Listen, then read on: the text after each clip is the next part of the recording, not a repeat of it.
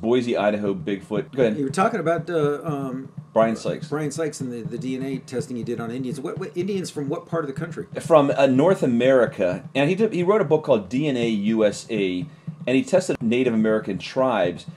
And the Native American tribes had donated their DNA for some reason. I don't know if they donated or their DNA was taken for some kind of test. Somehow they got a hold of their ancestors or something like that. I'm not 100% sure how the scientists got a hold of the DNA, but they didn't get permission to test it. And they're primarily European testers. Now, Europeans like getting their DNA tested. You know, oh, can I find out if I'm related to an ancient Roman or, you know, the Greeks or whatever?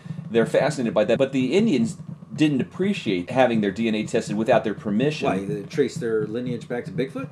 No, it just goes against their tribal religion beliefs. They linked a lot of the Native American tribes to Siberia and some to China. And then there's a group in the Great Lakes, and they were related to, they said, European ancestry. They test the father's lineage and the mother, the mitochondrial DNA. I'm very far from a DNA expert, although I do have an interest in it. I'm going to start reading more on it because it's fascinating. And I'd actually like to get. Have you yet to get your DNA tested? No, I've never gotten my DNA tested. That would be interesting. Yes, but they said the Indians around the Great Lake area, the Ojibwe, I think they're called, had European DNA. People like to think that science is always right, and that might turn out to be correct.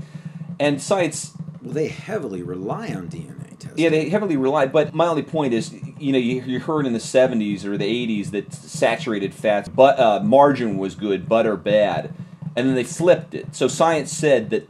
Just like recently they talked about the yolks aren't as bad as they thought. So when you're eating eggs, it's probably good to eat yolk too. Yes, yeah, exactly.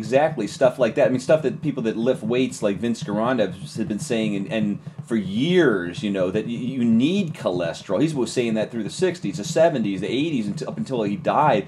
Extremely counter. So are they going to start saying smoking is good for you? We thought it was bad, now we think it's good? No, I mean, there's some things that are carved in stone, but, you know, they might make smoking with non-smoke cigarettes, like you have said in the previous episode, they already have those. Yeah, the electronic cigarettes, the fake. I'm saying rely on science, but a lot of times science hasn't been perfected in certain ways. I would like to see...